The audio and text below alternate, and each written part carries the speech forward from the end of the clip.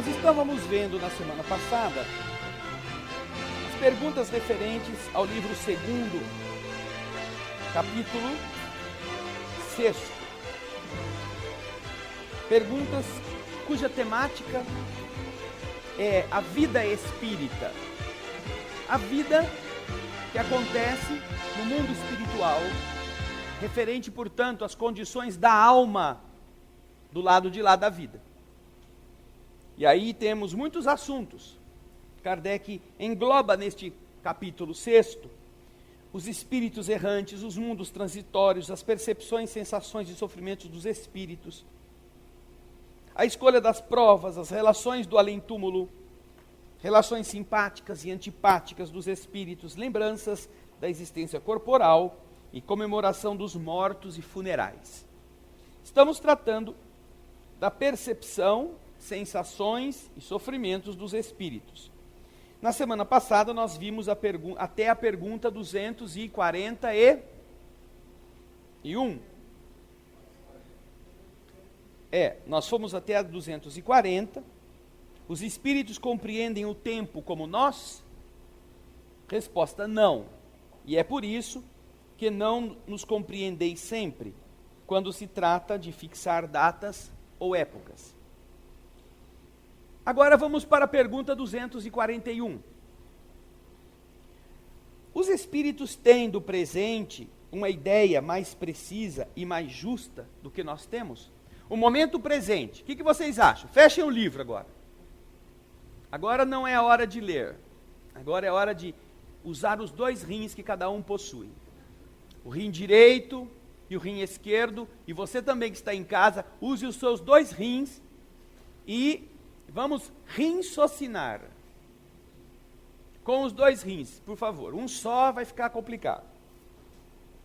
Nós temos uma ideia do que nos acontece no momento presente, certo? Certo ou errado? Podemos ter uma noção do que já aconteceu no passado? Sim ou não? Sim. E às vezes a noção que nós temos do passado, agora no presente, é igual àquela que nós tínhamos quando o passado era presente? Era ou não? Às vezes. Depende. Quem me dá um exemplo? Quem me dá um exemplo?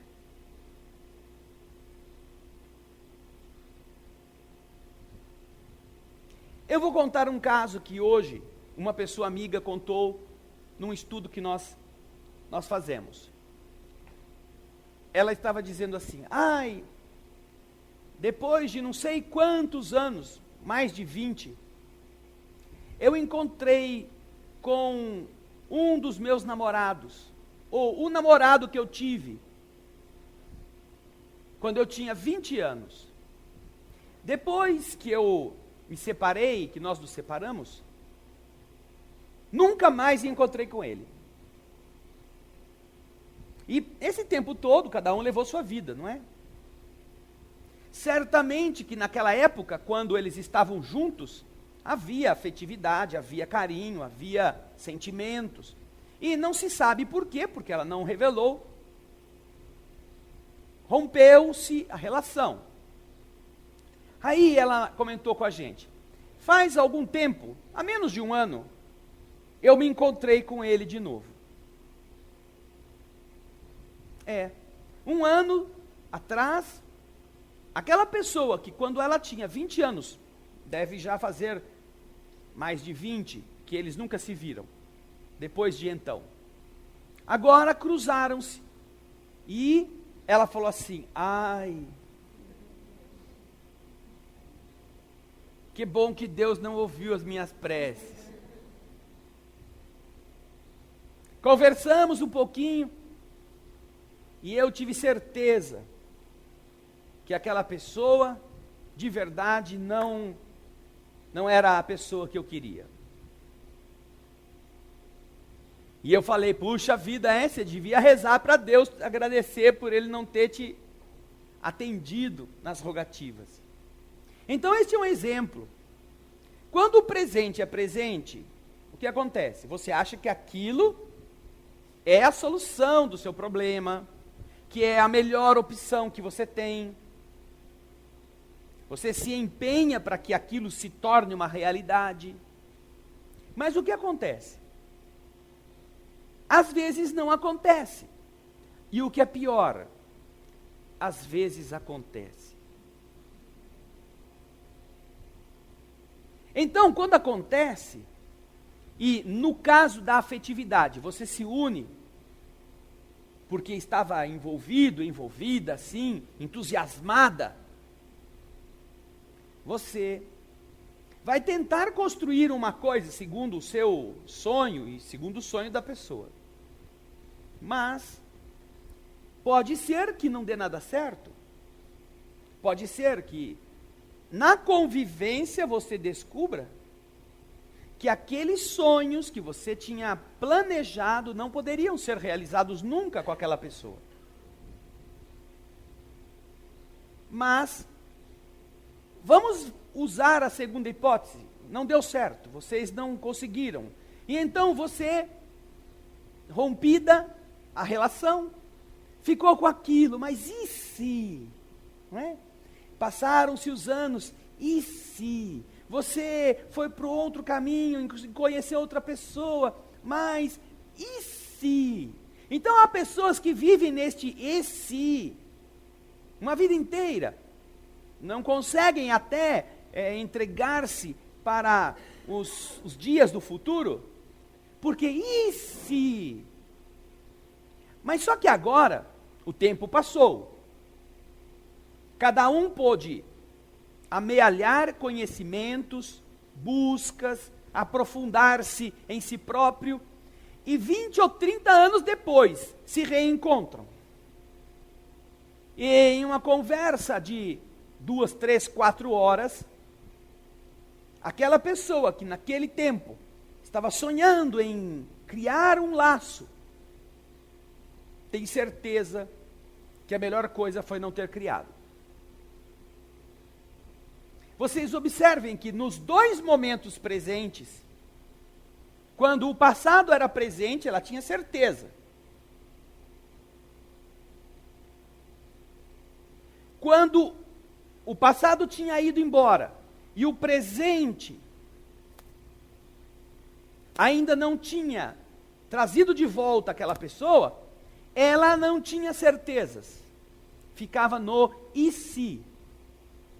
Mas quando o presente trouxe o passado, e o passado aqui pode ser avaliado, aí então, o segundo presente é totalmente diferente do primeiro. Vejam só que coisa curiosa. Porque o que hoje é presente, naquela época era futuro. Quando ela estava no momento da relação que não deu certo, 20 anos para frente era futuro, era uma coisa incerta. Ai, eu vou ser infeliz se eu não ficar com essa pessoa. O que vai ser de mim? Ai, eu vou ser a pessoa mais triste, mais acabrunhada do mundo, se eu não ficar com ele ou com ela. 20 anos depois, ai, aleluia, que eu não fiquei com aquela coisa. Que bom, porque o que eu teria sofrido se eu tivesse passado por isso. Então, observem como as coisas em relação ao tempo são interessantes. São surpreendentes. Porque o presente hoje foi futuro.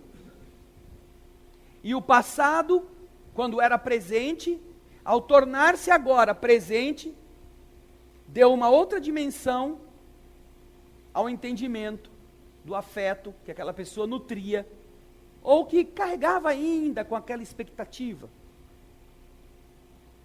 E se? Então a gente deve usar isto, nós que estamos encarnados, vivendo um presente, para também meditar sobre as coisas que vão repercutir em nosso caminho, na direção do futuro, dependendo do que a gente faça agora. Muitas pessoas falam assim, ai, mas o futuro a Deus pertence. Que burrada. Ah, sim, Deus é o dono de todas as coisas. Poderíamos dizer, Deus é dono de tudo, tudo pertence a Deus. Mas o futuro da gente não é a Deus que pertence, na sua integralidade, não. Porque se fosse assim, isso seria a coisa mais inconcebível do ponto de vista lógico. Ah, se o futuro a Deus pertence, você fica em casa, ele te abastece, ele fornece a você o que você precisa. O futuro pertence a você. Você escolhe, você define, você caminha. Mas, é claro que existem coisas que Deus diz, calma aí, meu. Aí você vai virar, aí vai ter uma curva. Ou, aí é subida. Você pode ir nessa direção, mas aí é subida. Então Deus, com isto, respeita nossas escolhas. Portanto, o que hoje nós estamos escolhendo, hoje, vai repercutir na nossa vida. Conheço um irmão, um amigo, um companheiro, que nas suas opções está buscando fazer exames para ingressar em uma carreira militar, na polícia. E ele veio me perguntar outro dia o que eu achava. Eu disse, olha, eu acho que você que tem que responder isto, porque essa é uma decisão sua. Esse é o destino que você está querendo construir para você. Agora, eu posso te responder se fosse eu, com o que eu espero para mim, a última coisa que eu faria é entrar nisso. E ele falou assim, você sabe que eu fico com medo de entrar nesse negócio? E depois, eu ter que matar alguém? Porque já pensou, agora que eu estou indo no centro espírita, que eu estou lendo o livro espírita, eu me meter num negócio desse e acabar tendo que atirar? Mas isso eu não quero. Daí eu perguntei, mas você quer o quê? Você quer ser uma polícia atrás da mesa? Você acha que só você que vai conseguir ficar lá atrás, sem sair à rua, no camburão, no caveirão, indecisão que estão por aí? Ah, é muito bom que você seja polícia e fique no serviço burocrático sem correr risco de levar tiro ou de dar tiro. Mas você não pode entrar numa carreira temendo tornar-se um assassino, até para se defender, e sonhando em ficar só atrás da mesa. Agora, se você tem esse receio, e certamente no lugar onde você vai entrar, você vai ser treinado para isto, por que você está prestando concurso? Por quê? Por que você está criando para você algo que vai te colocar numa situação que você não quer passar por isso? Não foi Deus que empurrou o cara para ele fazer isto. Não foi ninguém que o pressionou. Ele está buscando. E assim, ele constrói o futuro. Entra, passa por uma situação de formar-se para reprimir ou para organizar, mas diante de uma confusão está arriscando-se a levar um tiro ou a matar alguém. Matou no cumprimento do dever. Pode ser. Mas quem diz que isto é suficiente para você tirar da consciência o fato de que você tirou a vida de outra pessoa? Este tipo de questionamento vai ficar na mente do ser humano. Será que o que eu fiz, eu não podia ter evitado? Será? E agora o cara que eu matei vai ficar no meu cangote? Porque eu sou espírita, eu sei que ele não morre. E eu vou sair do corpo, vou ter que encontrar com o cara. Então. Mas quem é que está fazendo esse destino? É Deus? Me digam, é Deus? Não, não é Deus. Quem está criando esse destino é Ele próprio. Aí eu perguntei, mas por que você está fazendo isso com você? Isso você tem medo que aconteça. É verdade, né? Mas eu tenho uns tios, primo, que eles ficam falando para eu ir, para eu fazer, para eu entrar. E eu falei para ele, olha, se eu fosse você, porque ele alegou, o meu trabalho agora está meio ruim, né? Todo mundo quer encontrar um tipo de trabalho que todo mês coloque o seu salário lá, ao invés de você ter que batalhar. Mesmo porque esse rapaz é muito batalhador, ele trabalha bastante. Aí eu disse para ele, olha, eu vou falar para você uma coisa, muito sinceramente. Eu iria vender pipoca na rua. Eu fazia qualquer coisa, nem que trabalhar de empregado para um outro pipoqueiro. Ele me dá um carrinho e eu vou vender pipoca para ele. E eu fico com os troquinhos daquilo que ele me paga. Mas eu não fazia esse concurso. Se fosse eu não faria. Você está pedindo a minha opinião. Minha opinião é esta. Então, e eu sei que vocês podem pensar assim, é fácil você dizer isso que não é com você. Bem, eu tenho na minha família um avô que é músico. Eu fui o único neto desse avô que seguiu o estudo da música, que fez curso para executar instrumento e que poderia ter seguido a carreira de músico, de pianista. Mas chegou um momento em que essa questão se coloca para o espírito. É isso que você quer? É lindo, muito bonito, você estudar 11, 12, 15 horas por dia para apresentar-se, ser aplaudido, e para isso viajar para cá, viajar para lá, viajar para outro lugar, e aí você sair do Brasil e fazer uma carreira de estudos em outro país, é muito bonito para muita gente. Mas não era isso que eu queria, para mim, como espírito. Então, decidi não ir, decidi não viver na vertente de uma das coisas mais lindas que existe para qualquer ser humano, que é a emoção da música. Não só de ouvi-la, mas de vivê-la.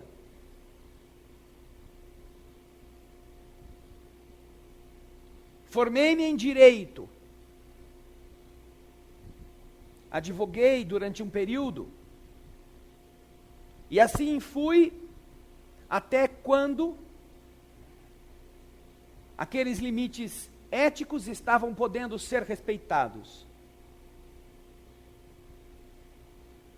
Mas chega um momento em que você tem que decidir se é este o tipo de vida que você quer. Então abandonei a carreira jurídica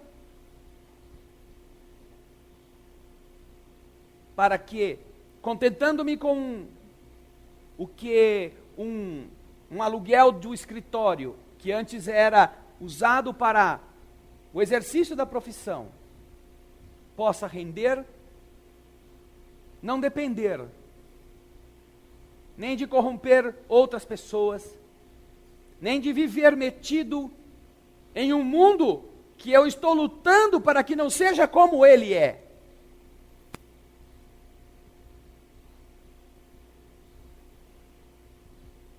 Então, é preciso escolher, é preciso ter vontade, é preciso ter coragem, é preciso abdicar. Enquanto ainda era advogado, acompanhando minha esposa, que à época queria fazer concursos, inscrevi-me com ela para alguns concursos na carreira da magistratura. E em alguns fui aprovado. Na primeira prova, e eram 4 provas, e tinha as indicações para a segunda prova de uma grande quantidade de autoridades que me conhecia. E que havia este grupo de pessoas do meio jurídico, avalizado como era da própria exigência do concurso, a minha candidatura a uma das vagas da magistratura. Mas perguntei a mim mesmo: é isso que você deseja? E vislumbrando o que o futuro estaria produzindo, em pilhas de processos, em burocracias, às vezes tão maçantes, em lides, em conflitos que se eternizam, em uma estrutura de um mundo de prova e expiação onde a justiça é uma das que mais sofre. Perguntei a mim mesmo se era isso que eu queria. Se eu conseguiria mudar o mundo como eu queria, fazendo parte dessas mesmas estruturas.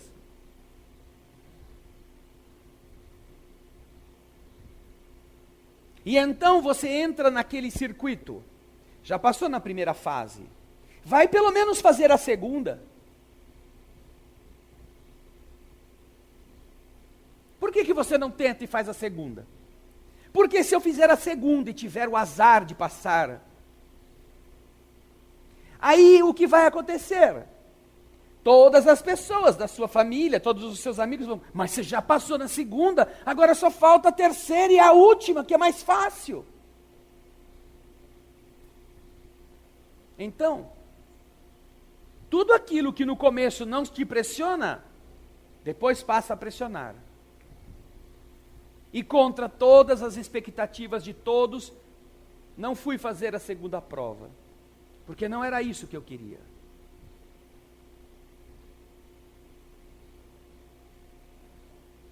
Portanto, quando digo para esse moço que se eu fosse ele, eu ia vender pipoca como empregado de um pipoqueiro em qualquer esquina, não estou dizendo de alguma coisa que já não tenha feito.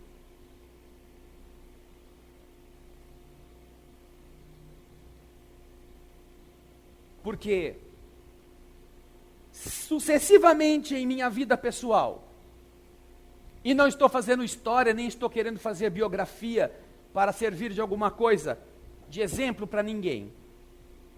Sucessivamente, tenho tido que escolher, deixando as coisas do mundo, para que eu possa lutar por um mundo que não é este, sem fazer parte dele. Portanto, o meu futuro, eu estou construindo. Certamente que, guiado pelos espíritos amigos, como qualquer um de nós pode fazer isto. Este moço não precisava da minha opinião, bastava que ele escutasse o que ele sente. Bastava que ele sentisse. Eu não quero ser nem defendendo a lei, um assassino de outro meu semelhante. Então, o que você está fazendo? Mas qual é o contraponto disto? Qual é a tentação no outro prato da balança? Ai, o quanto você pode ganhar. Ai, a carreira. Ai, o status. Ai, o respeito de todo mundo para você. O poder que você vai exercitar. É sempre o mundo convocando você para que você não seja aquilo que você sabe que você poderia ser. Por isso, que nós vamos lá na pergunta 900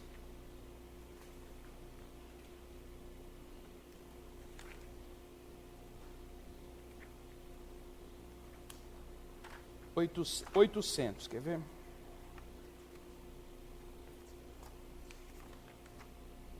$895.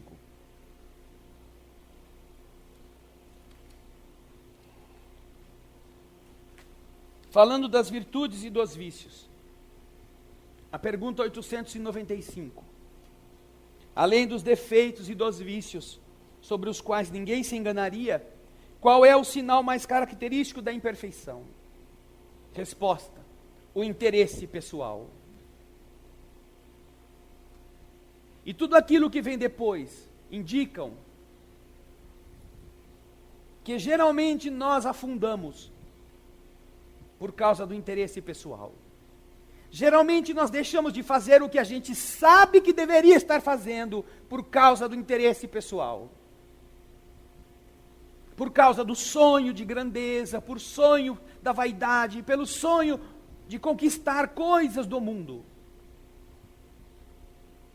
E ao invés de sermos nossos amigos, nós somos os nossos inimigos mais encarniçados. Porque preparamos uma reencarnação para seguir num determinado caminho. E quando estamos nela, começamos a brincar com os vidrinhos do chão, achando que é para isso que a gente veio. Ou saímos do rumo, ou perdemos o tempo, e quando vamos nos dar conta, já não temos mais como chegar lá na montanha. Por causa do interesse pessoal. Se nós pararmos e perguntarmos a nós mesmos,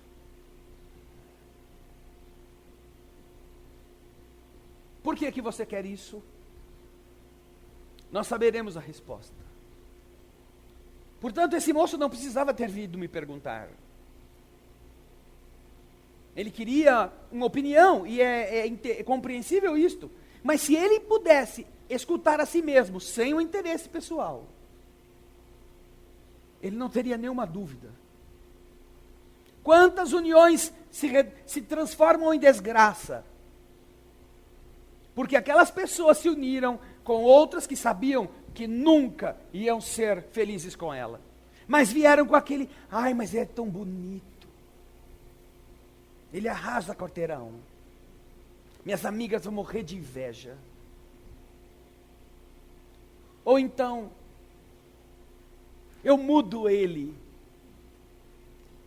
Ele é um traste, mas eu ponho ele na linha. Coisa que as sucessivas experiências demonstram que é mais fácil você subir ao Monte Everest sem apetrecho de respiração e sem blusa, do que você mudar uma outra pessoa. É mais fácil.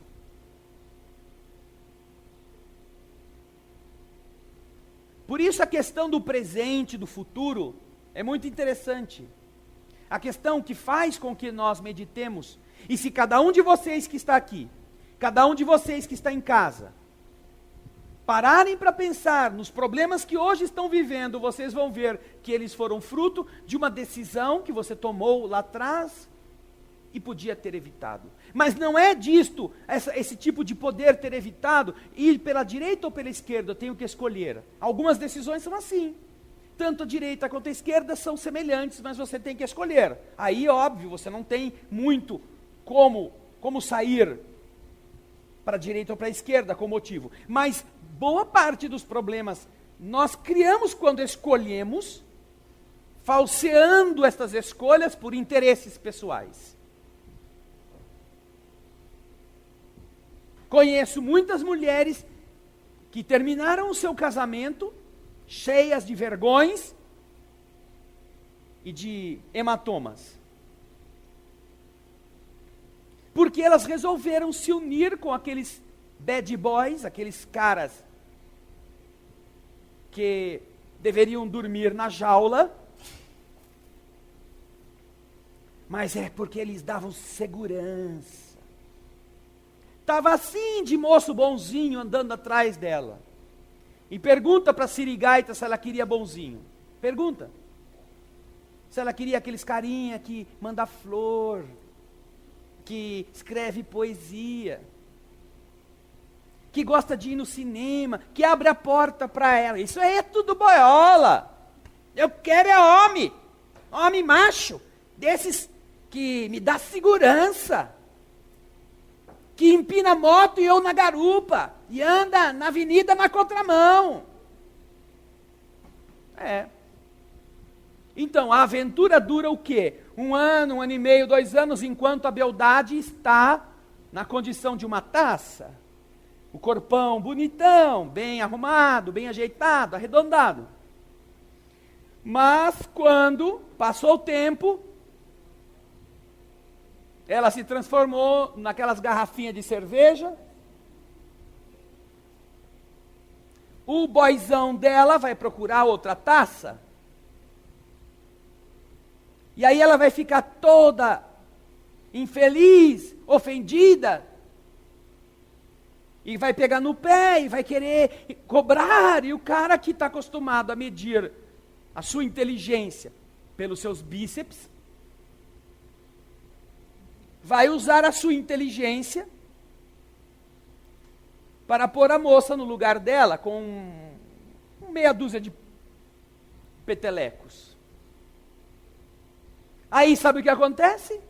Toda ferida, toda machucada, toda cheia de hematomas, aí vai atrás do bonzinho. Ai, liguei pro fulano.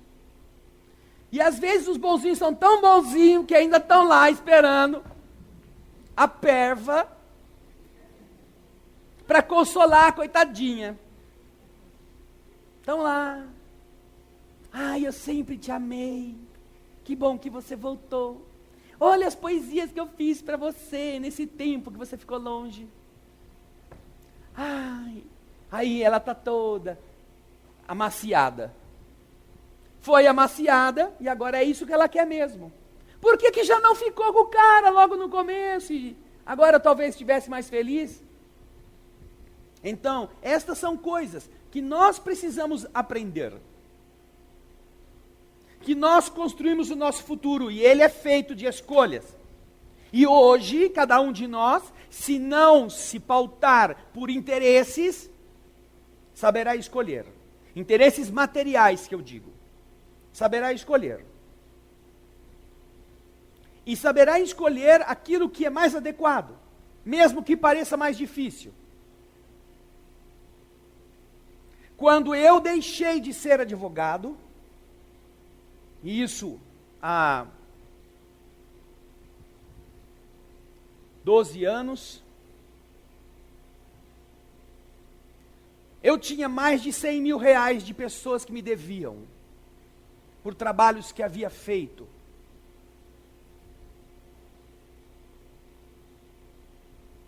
Recursos que seriam fruto do trabalho honrado, trabalho honesto. Há 12 anos atrás. Sabe quantas medidas judiciais eu ingressei para resgatar esses valores? Nenhuma.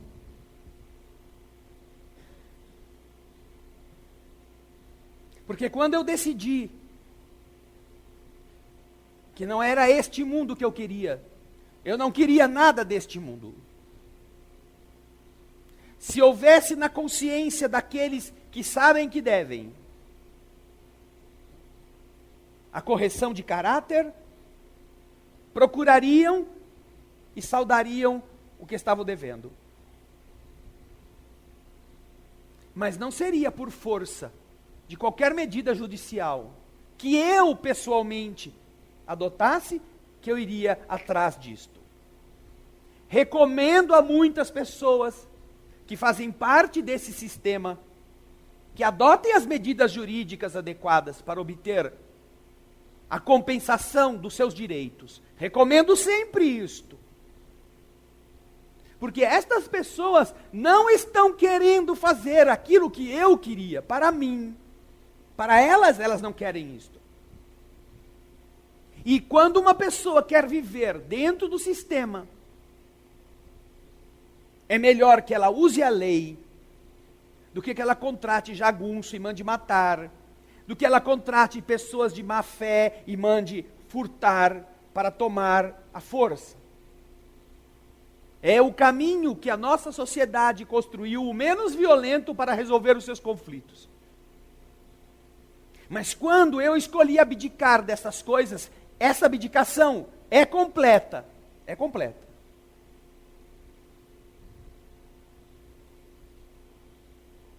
Incluindo isso tudo.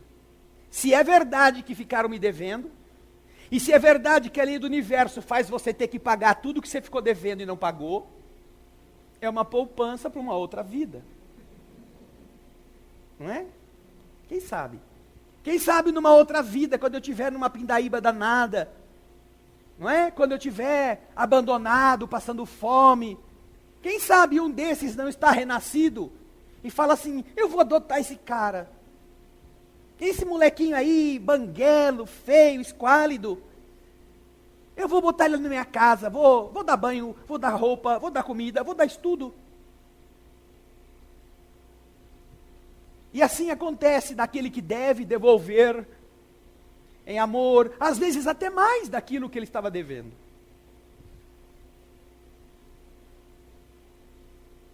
E conto isso para vocês sem mágoa nenhuma, sem qualquer tipo de amargura no coração, não. Isto é peso que não tenho mais nas minhas costas. Certamente pude fazer isto, porque também na ocasião não tinha responsabilidades familiares com criação de filhos. Mas não sei se tendo filhos, eu teria feito de outro jeito. Talvez tivesse, do mesmo modo, interrompido essa carreira e arrumado um carrinho de pipoca. E ido de maneira honesta, de maneira sincera, fazer a melhor pipoca da cidade. Para ter a melhor clientela. E com isso, dar comida para aqueles que precisam. Nós usamos às vezes certas desculpas para justificar condutas ilícitas. Como se, movidas por um sentimento nobre, nós fôssemos autorizados a fazer o que não é adequado. Esses caras que ficam furtando o erário do povo, que ficam fazendo negociatas em licitações, corrompendo os outros, todos eles vão alegar que eles estão fazendo isso para garantir o leitinho das crianças. As crianças dele. Deixando na fome o filho dos outros. Então é preciso que nós também policiemos em nós quanto estamos sendo condescendentes, usando uma desculpa aparentemente válida para fazer coisas que não são nada válidas. Porque isso vai pesar sobre nós. Você não corrige um mundo fazendo parte dele. E eu não tenho pretensão alguma de corrigir o mundo ou de achar que eu tenho esse poder. Mas se eu não quero pertencer a este mundo que está aí, nada dele me serve. E tudo que eu fizer, tudo que eu puder, tudo que for falado, vai ter o esforço de construir um outro, que não seja nem um pouco igual, nem um pouco, a este, com o qual estamos cortando o cordão umbilical. Cortamos. Não me refiro em nada aqui à convivência com as pessoas. Não me refiro em nenhum tipo de ideia a ridicularizar os avanços conseguidos pelos esforços da sociedade.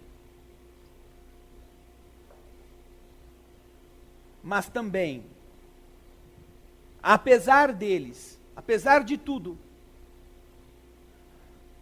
nas estruturas que nós construímos para administrar este mundo,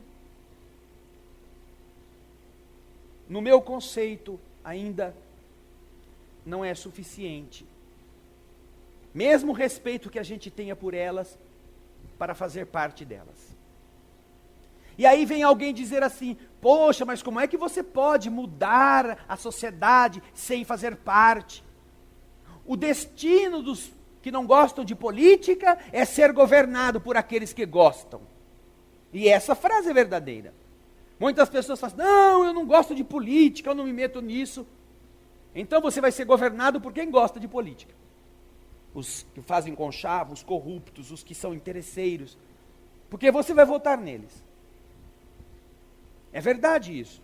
Mas, ainda assim, isso não me anima, isso não me estimula a fazer parte de um sistema que está podre em praticamente todos os seus níveis. Podre. Se você é um policial honesto, se você é um membro de qualquer polícia ou de qualquer órgão público e você não se corrompe, ou você exige que as pessoas não se corrompam, ou você é tirado dali, ou você é posto para fora, ou alguém te mata. Você é isolado e você não tem poderes de mudar nada.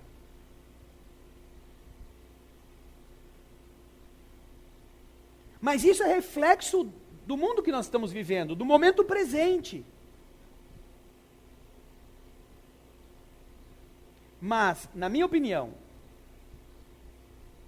para que você faça um futuro diferente, você não pode viver de acordo com o presente. Você tem que viver de acordo com o futuro que você tem na sua cabeça, mesmo que pareça loucura, mesmo que pareça insanidade. Não importa. Quando Cristóvão Colombo deixou a Espanha para procurar o novo mundo, ele não estava vivendo de acordo com o presente que todo mundo conhecia. Estava vivendo com o futuro que ele tinha na cabeça dele. E assim foi com todos os renovadores de todas as coisas em grande nível. Nunca viveram de acordo com aquilo que estava posto. Saíram para fazer aquilo e até para negar aquilo que já existia, construir uma outra coisa. Porque todos os que vivem dentro do sistema não fazem nada para mudá-lo. Então, depois que deixei de ter as atividades profissionais, só aí, depois disso, ou por causa disto, é que as tarefas com o mundo espiritual se multiplicaram. Que as obras espíritas começaram a ser escritas. Foi exatamente este meio do caminho, quando Lúcio começa a escrever, que as coisas foram sendo definidas. Agora é esta etapa. Como você pode fazer isto? Vivendo desse jeito. E então você restringe as ambições e você passa a viver de uma forma simples. Porque de verdade, o mundo que exige da gente uma verdadeira árvore de Natal de bugigangas, está convencendo você a ter coisas que você não precisa, a viver de um jeito que não te fará feliz. Por isso que inventaram a televisão e deram um jeitinho para todo mundo ter uma, duas ou três dentro de casa. A televisão não é um meio de cultura quando poderia ser. A televisão é um modo de escravizar os ingênuos, os que têm interesses pessoais, a que você nunca tenha sossego, a que você nunca diga, é suficiente. Por isso que você tem que ter uma televisão dentro de casa. E é por isso que a televisão que nós temos é uma das piores do mundo em qualidade. Em qualidade de conteúdo. Porque além de tudo, você ainda tem que ser bombardeado com aquilo que eles querem que você pense, que você é. Um traste. Uma pessoa como qualquer um que você está vendo na televisão. Por isso sim, é que inventaram este aparelho. Antigamente os donos de escravo punham um ferro no pescoço e amarravam os seus escravos para que eles não fugissem. A crueldade da modernidade fez diferente, porque agora deixa seus escravos soltos, mas construiu um outro tipo de amarra, conhecendo a fraqueza dele. Amarra-o pelos interesses que fomenta, pelas necessidades que inventa, com a tão decantada sociedade do consumo. A maioria não sabe que é escravo. Você que nos assiste, você que está aqui assistindo, você não tem ideia de que você é escravo.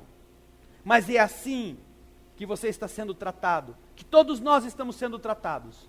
Por isso que é tão fácil você ter dinheiro. É tão fácil, os bancos hoje procuram você para te oferecer crédito.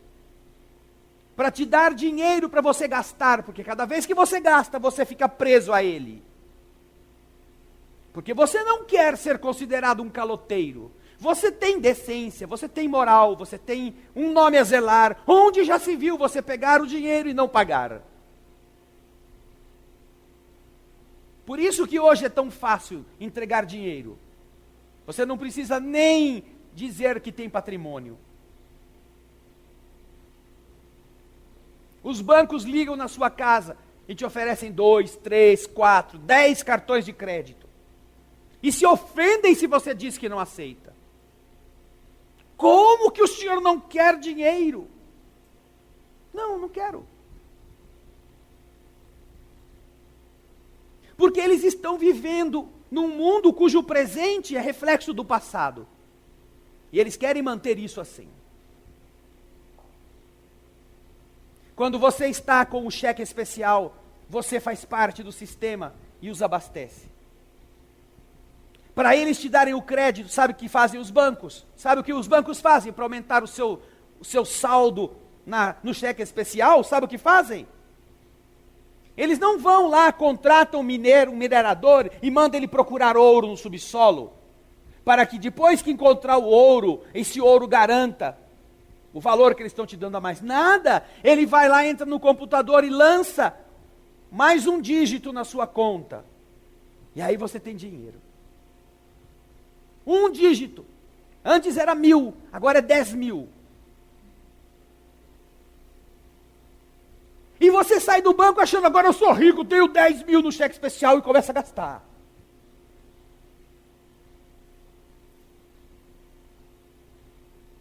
Isto não exigiu do banco nenhum esforço para produzir riqueza. Isso é um crédito virtual que te dá a ilusão de que você tem dinheiro. E aí você gasta. E quando gasta, o seu cheque tem que ser pago.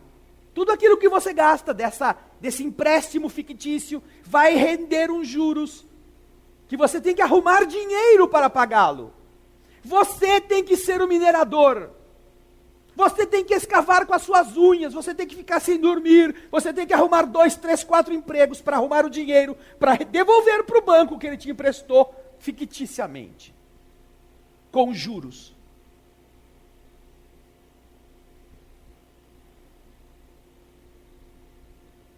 O que é isso senão escravidão?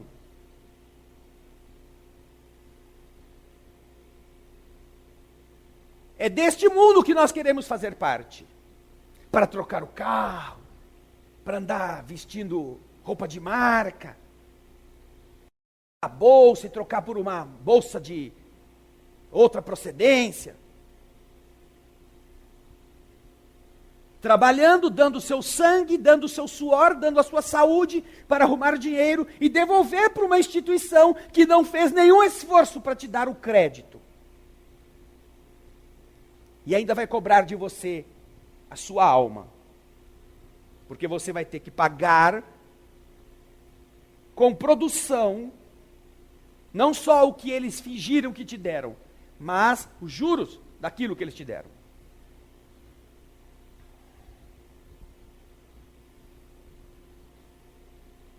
Daí, queridas irmãs, queridos irmãos, a questão da pergunta 241, que fala se os espíritos entendem o futuro e o presente melhor do que nós, não ser muito difícil de a gente responder. Porque a maioria de nós sequer o presente está entendendo. Sequer se dá conta de que é um escravo de uma grande instituição que diz que foi construída para te trazer a felicidade. Mas que, na verdade, está posta aí para escravizar pelo interesse pessoal, pela fraqueza. Como se você fosse dono de uma venda. Dessas vendas que vendem bebida alcoólica. E você vê passar todo dia na porta um chefe de família honesto, que sai do emprego e vai para casa. E você fala, eu tenho que pegar esse cara. Esse cara tem que ser meu cliente. Ele vai ter que comprar alguma coisa aqui. O cara é honesto, o cara nem olha para dentro da venda.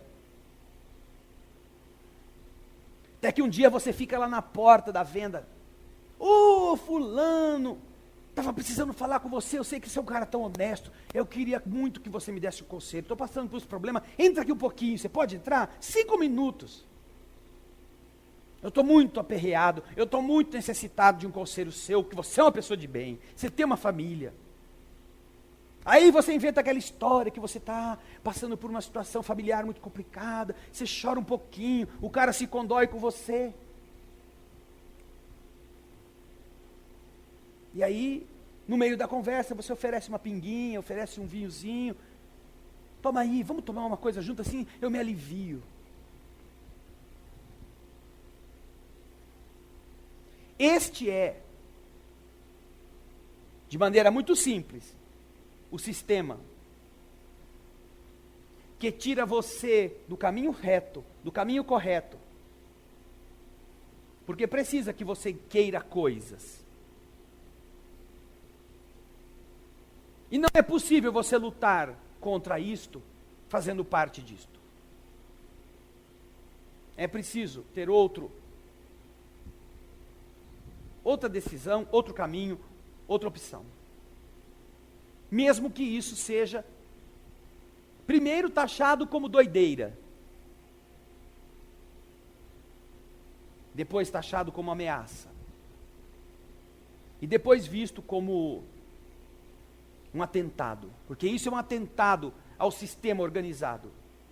Se todas as pessoas se conscientizarem de que isto é um engodo, e pararem de comprar, pararem de trocar coisas por outras mais novas que não precisam, estas pessoas que manipulam os escravos, não vão saber o que fazer com eles. Aí sim o problema será grande. São capazes de criar uma guerra para gerar o medo, porque é através do medo que você controla as pessoas. Para assim você voltar a ter necessidades e com a guerra você voltar ao mesmo sistema, ao mesmo ciclo vicioso de precisar, de comprar, alguém produzir, e assim faz de conta que o mundo continua bom como sempre foi. Pergunta 241. Os espíritos têm do presente uma ideia mais precisa e mais justa do que nós? Resposta. Do mesmo modo que aquele que vê claramente as coisas tem uma ideia mais justa do que o cego. Do mesmo modo. Os espíritos veem o que não vedes. Eles julgam, pois, de outro modo que vós. Mas, ainda uma vez, isso depende da sua elevação. Tudo, na questão do tempo, na questão do passado, na questão do futuro, está vinculado à elevação do espírito. Tudo. Mas todos os espíritos elevados têm uma noção do presente muito melhor do que qualquer encarnado possua. Portanto, para os espíritos que estão vivendo o momento que a Terra está vivendo, é muito fácil perceber para onde estamos indo. É muito fácil alertar as pessoas para que elas mudem seus pensamentos, seus sentimentos, para que consiga ser evitado algo que está mais adiante, que pode ser brutal, ou que pode ser menos brutal. Mas eles sabem. Aliás, se nós fôssemos um pouco cultivadores dos exames da história humana, estudando a história do ser humano, não seria difícil de prever os ciclos evolutivos que são em espiral, que levam os seres humanos a passar pelos mesmos processos. Época depois de época, surgem impérios que exploram a todos, que entram nos ciclos da devassidão e dos excessos e que se arruinam a si mesmos. Assim foi o Império Grego, o Persa, o Romano, tão brutalmente destrutivo, que mergulhou o Ocidente em 1000 anos de atraso.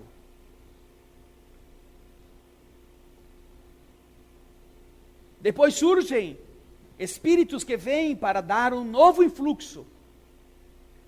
E aí nós vamos ter o quê? As modificações do Renascimento. Mas voltamos aos processos da realeza. Voltamos ao privilégio divino. Saímos dele pela revolução que pranteava liberdade, igualdade e fraternidade, para cairmos nele de novo. No Império Napoleônico, no Império Inglês, na União Soviética, no Império Americano. Se nós observássemos como as coisas são, veríamos que mudamos a roupa, como disse um espírito ao Chico Xavier. Certa vez, e quem nos conta isso é Adelino da Silveira, Chico estava observando um espírito esquisito, estranho, com as suas vestes diferentes, e o espírito se aproxima do Chico e começa a falar com ele, blá, blá, blá, blá, blá, blá, blá, e o Chico não entende nada que ele está falando. Parece que ele fala uma outra língua, um outro dialeto, alguma coisa que o Chico mentalmente não capta. Então ele diz para Emmanuel: eu sei que é um bom espírito, mas eu não entendi nada do que ele quis dizer. Aí Emmanuel traduz para o Chico. Ele está dizendo que a última vez que ele esteve na Terra foi há 4.500 anos atrás. Daquela época até hoje, ele não tinha voltado. E ele voltou agora para ver como estava a humanidade. E ele disse que, tirando algumas mudanças no vestuário e na habitação, praticamente não houve mudança nenhuma no que o homem era há 4.500 anos atrás. Muito pouco o homem mudou. Foi isso que o Espírito tinha dito para ele. Numa avaliação neutra, sem criticar a humanidade, mas uma avaliação. Então, as nossas roupas melhoraram. Hoje nós temos tênis de alto impacto, tênis para jogar futebol, para andar na grama, no jogo de golfe, sapatos para competições esportivas, para quem vai jogar bola, quem vai saltar. Temos roupas de todo tipo.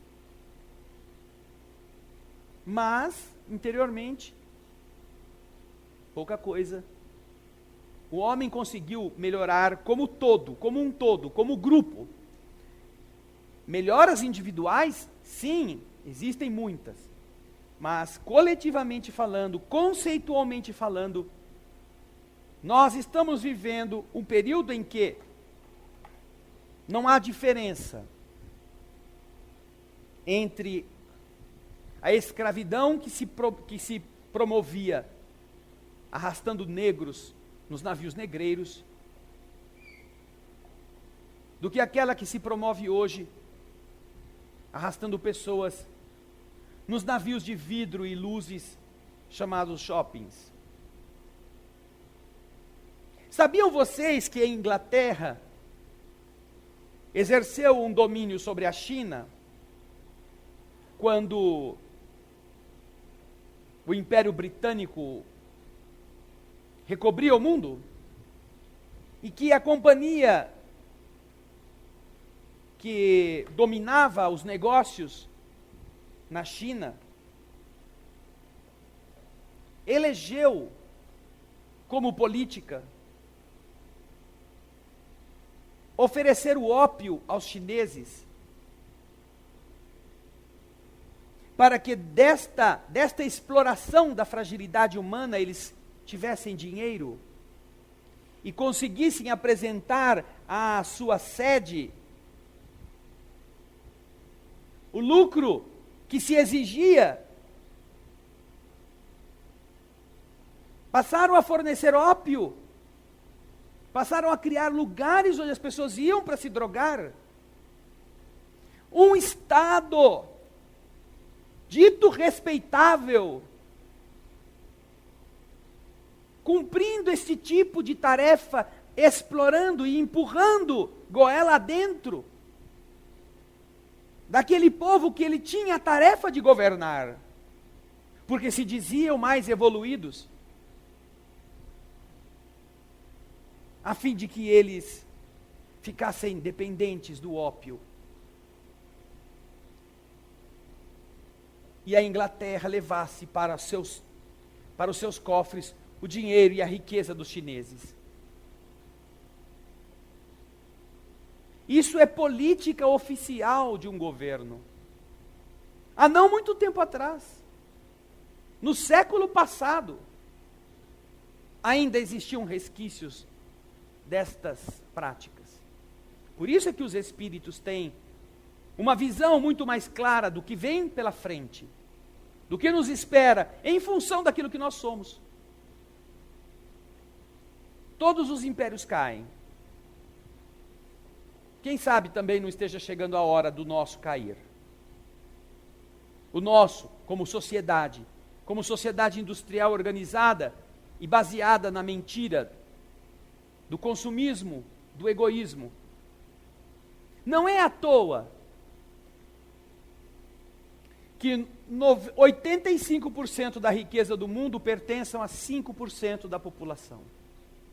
Só. Sempre os escravos foram muito maiores do que os senhores. Havia milhões de escravos para um punhadinho de barões. Continua a ser a mesma coisa. Só que com aquela desculpa ingênua ou aquela visão lúdica de que nós somos livres. Ninguém nos explora. Não, ninguém nos explora. Nós temos a produção de petróleo, que nos dá autonomia, que não depende mais da compra de nenhum galão de qualquer nação estrangeira. E temos, sem embargo, uma das gasolinas mais caras da terra. Vendemos combustível para irmãos nossos vizinhos, Uruguai, Paraguai e Argentina, por 20%, 30% do que custa para o brasileiro o combustível que põe no seu carro. Quem explica isto? para que uma criança de 5 anos possa entender? Quem? Ninguém. Mas nós compramos carro. Nós não reclamamos da gasolina. O que nós queremos mais é o carro. Nem que a gasolina vá a 5 conto, mas a gente quer ter o nosso carro.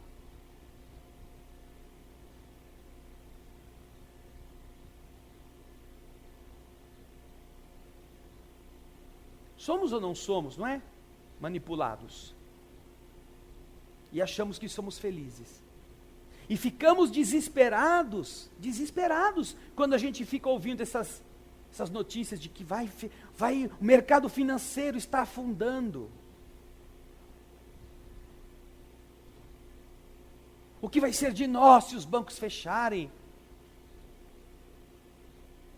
O dinheiro que deram para os bancos, que estão roubando a humanidade há alguns séculos, o dinheiro que os governos injetaram nesses bancos na crise de 2008, acabava com a miséria no mundo, em todos os países.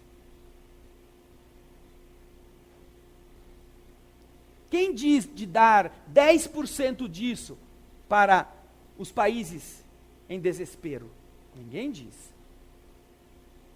Mas para salvar um sistema podre, que também está podre por culpa deles mesmos. Todo mundo, não, isso mesmo, tomara que eles evitem, porque se esse banco quebrar, o que vai ser do meu dinheirinho que está lá? Qual dinheirinho? Se cada um dos seres humanos que tem dinheirinho lá, for lá tirar o dinheirinho, sabe o que vai acontecer? Não tem dinheirinho para todo mundo. Porque usando os dígitos dos computadores, as agências bancárias, o sistema financeiro, emprestam muito mais do que aquilo que existe. E se todos os que têm crédito forem lá, pegar o dinheiro deles, os bancos não têm como pagar. Assim, no caixa, não tem. E quem é que vai dizer, vai pegar lá do Rockefeller, do Rothschild e dos outros o dinheiro que está lá, para dar para esses escravos que agora resolveram pegar os seus troquinhos para pôr no bolso?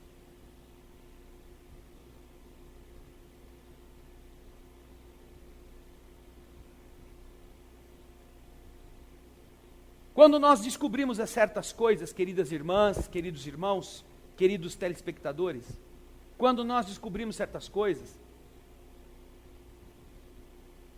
existe um negócio que dá no estômago que se chama náusea,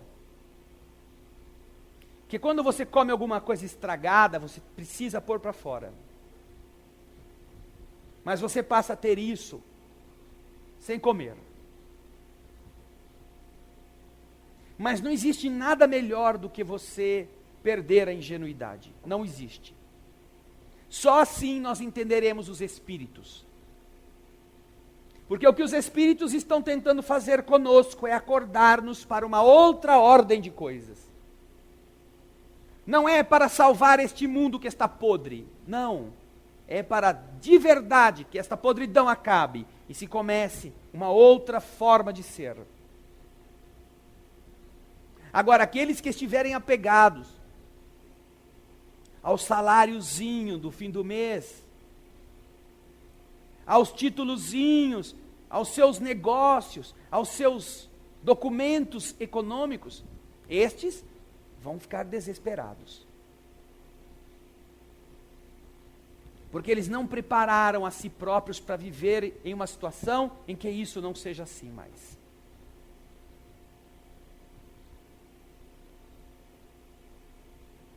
E é bom a gente se perguntar, realmente, se fosse conosco, se a gente estava preparado.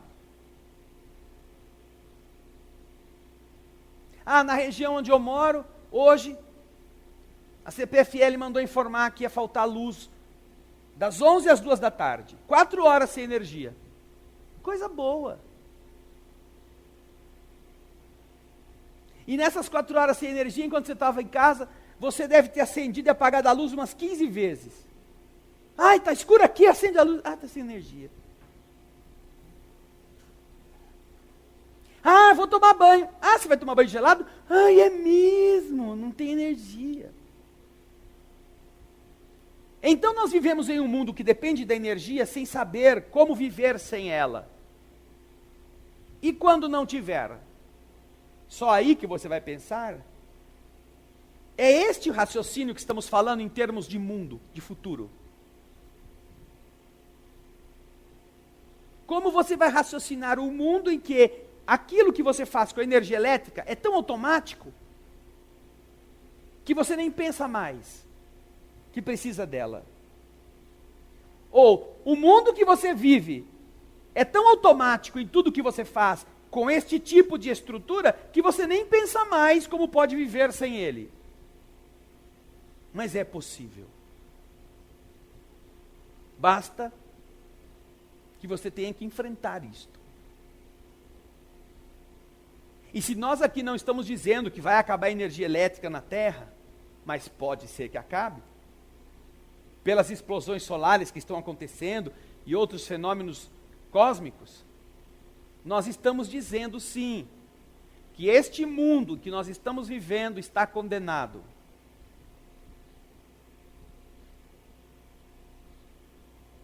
Ele vai desaparecer. Como sociedade organizada deste modo, ele não vai existir mais. Portanto, é bom que a gente comece a meditar sobre conceitos que os Espíritos nos dão, nos ensinamentos enobrecedores das leis que nos libertam. Só isso vai ser suficiente, nada mais. Eu sei que isso não foi um encontro de troca de ideias. Mas acho que eu tinha o dever de falar com vocês sobre estas coisas. Mas como o tema está falando do presente, do passado e do futuro, estamos dizendo que estas são realidades que o mundo espiritual sabe.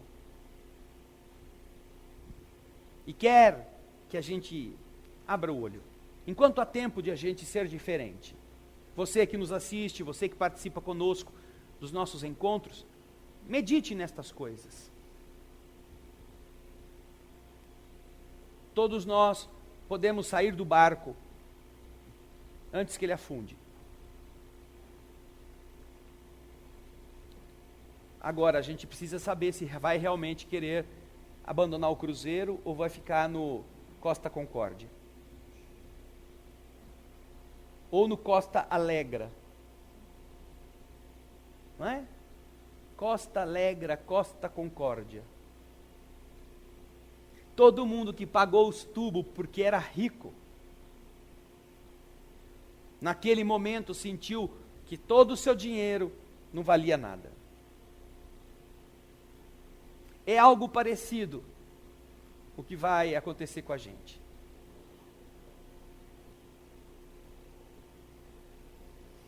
O Renato de Santos disse assim: eu trabalho no Departamento de Recursos Humanos de uma empresa de economia mista e trabalho com estágios.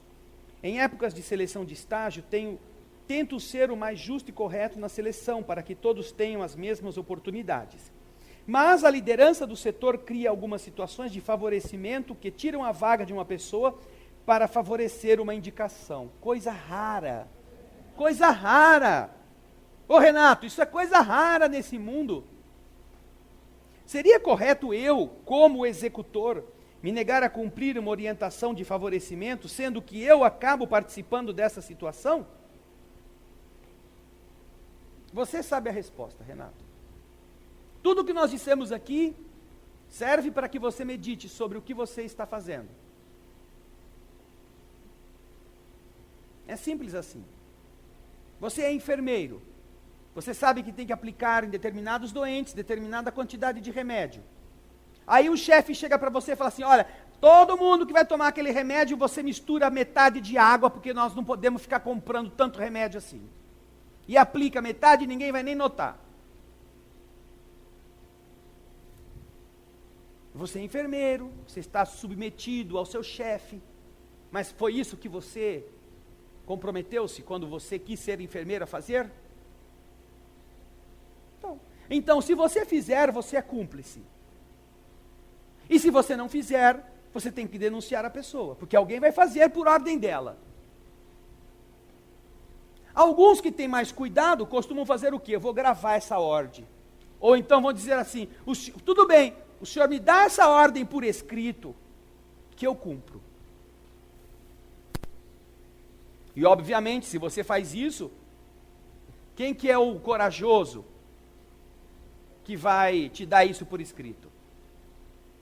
Mas se der isso por escrito, você tem uma prova de que aquela pessoa não está no local adequado para ela. Ela precisa estar na cadeia, não no hospital.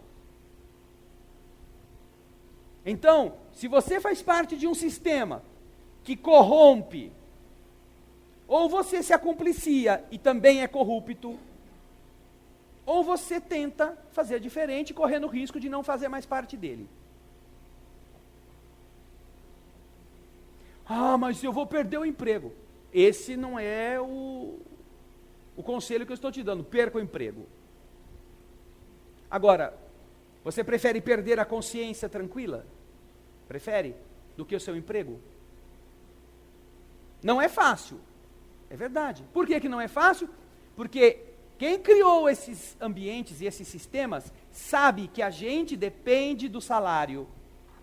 E por causa do salário, sabe que aqueles que são dependentes dele acabam fazendo coisas para preservar o seu emprego e manter o seu salário. Até quando? Até quando? Tenha certeza de uma coisa: se alguém questionar esses tipos de contratos na justiça, e se constatar na justiça que houve favorecimento indevido, quem vai para a rua é você, não é o seu chefe. É você que será demitido, porque você será o culpado de ter feito a maracutaia. Porque quem está acima de você vai dizer, eu não sabia. Eu não sabia. Nosso presidente disse que não sabia. Por que o chefe não vai dizer que não sabia?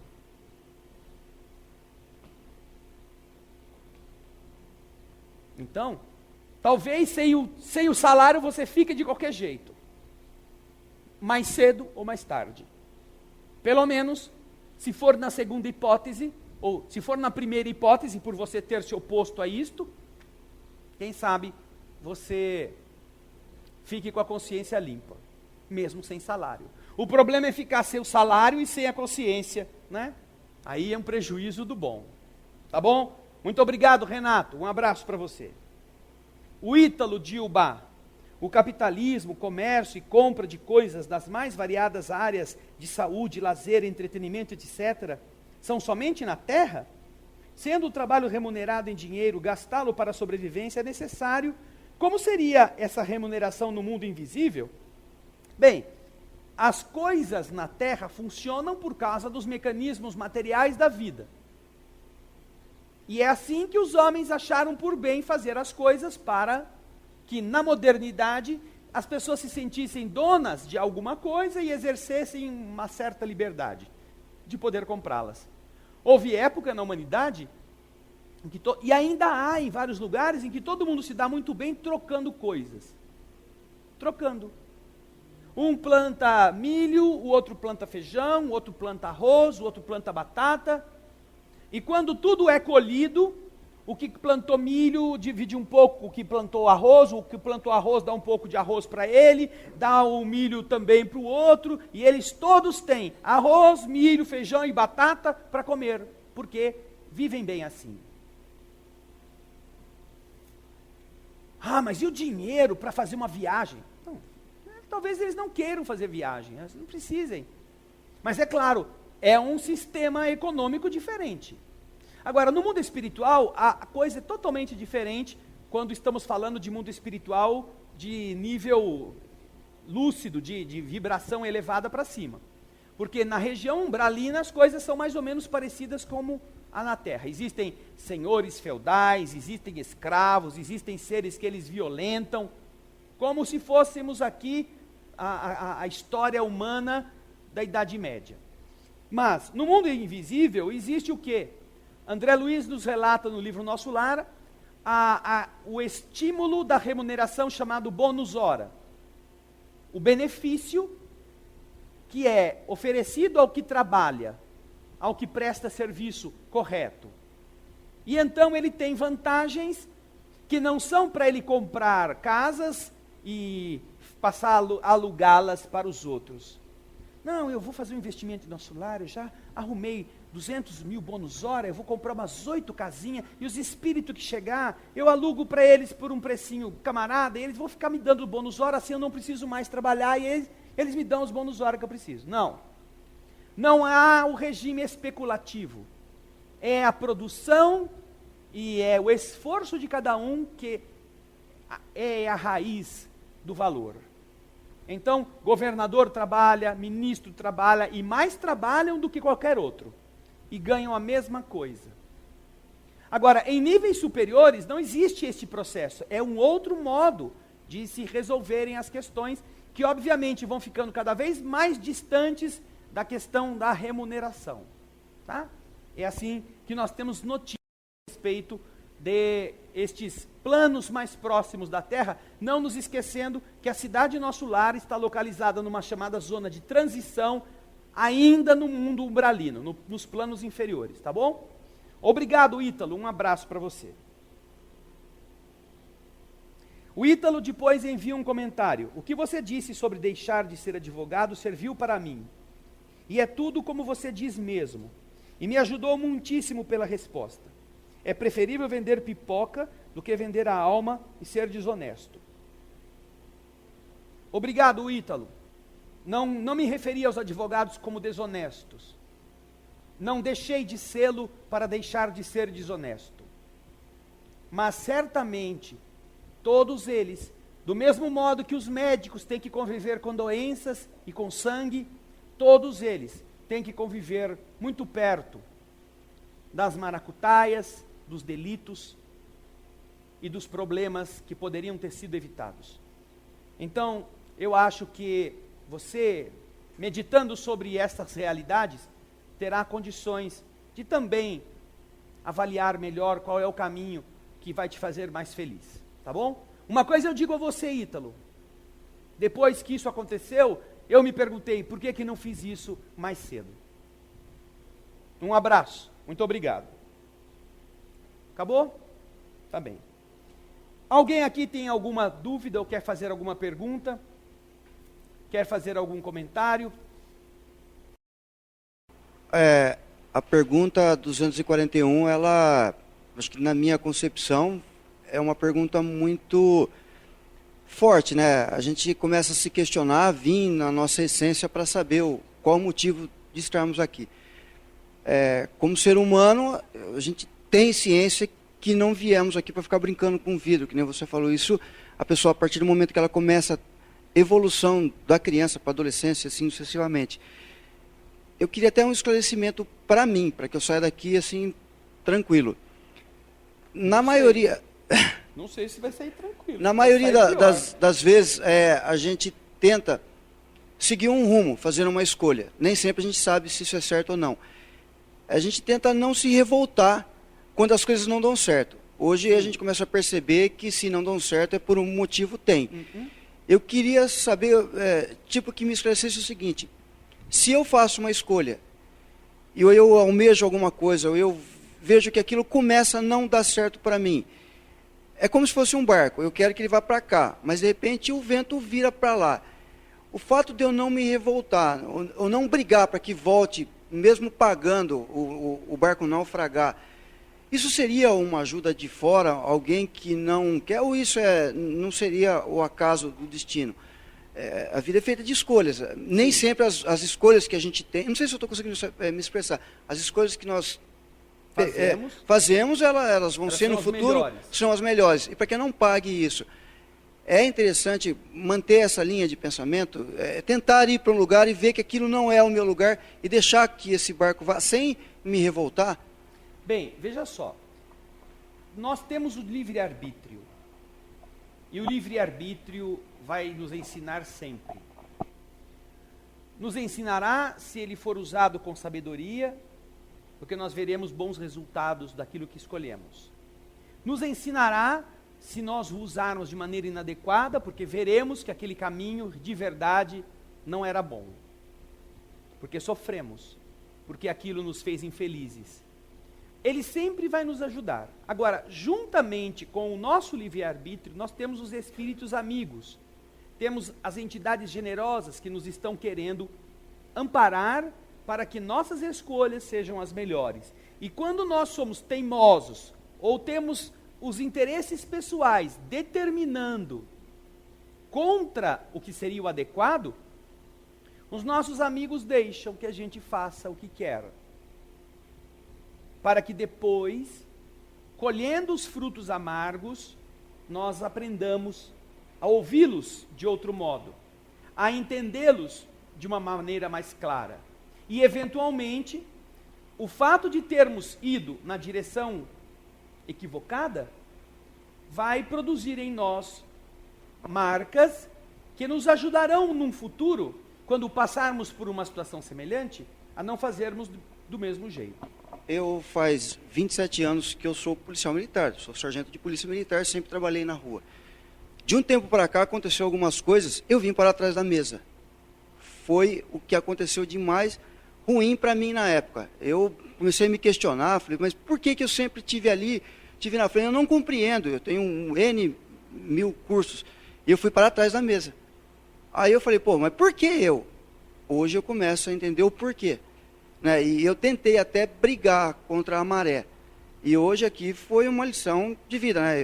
Aqui dentro de mim, eu caí e comecei a repensar. Comecei a analisar o porquê as coisas acontecem, mesmo contra a minha vontade. Hoje eu vejo que se eu pudesse vir atrás da mesa antes, mas eu teria vindo bem mais antes, bem melhor, porque daqui 4, 5 anos eu vou embora. Sabe aquele meu amigo que eu falei que foi fazer o exame? Eu conheço essa história, ele veio me perguntar também. Sabe o que aconteceu com ele? Passou na primeira fase, passou no exame. Aí foi fazer o exame físico. Aí ele foi reprovado no exame físico porque tem o dedinho torto. Eu falei, salvo pelo dedinho. Você podia ser um cara frustrado porque nenhuma menina quer saber de você por causa desse dedo torto. Imagina, vou namorar o dedo torto. Eu não quero ser casada com o dedo torto.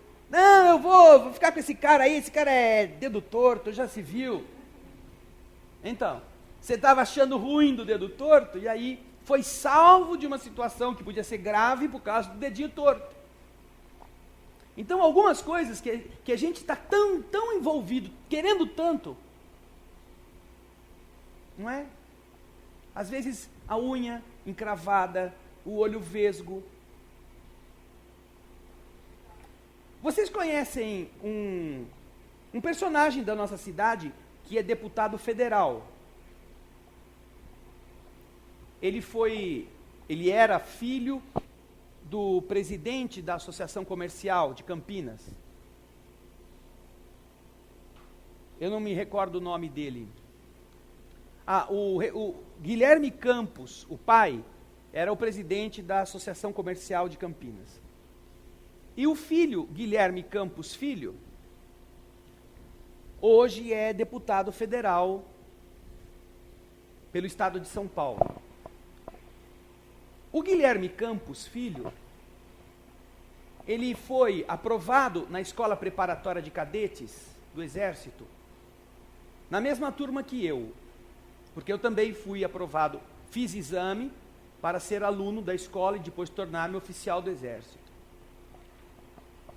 E o Guilherme foi fazer o exame, fez o exame físico, o exame